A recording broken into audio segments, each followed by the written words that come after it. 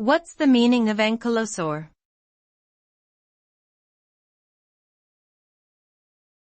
Ankylosaur.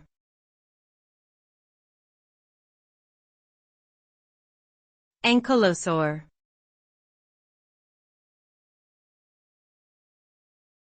Ankylosaur.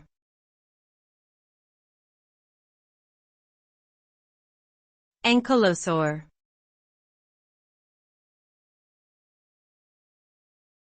Ankylosaur.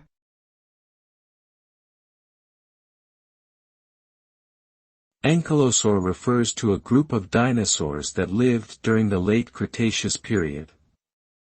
They were characterized by their heavily armored bodies and club-like tails, which they used for defense against predators. The name ankylosaur comes from the Greek words ankylos, meaning fused or stiffened, and sauros, meaning lizard. Ankylosaurs were herbivorous and had a unique method of chewing food with their back teeth.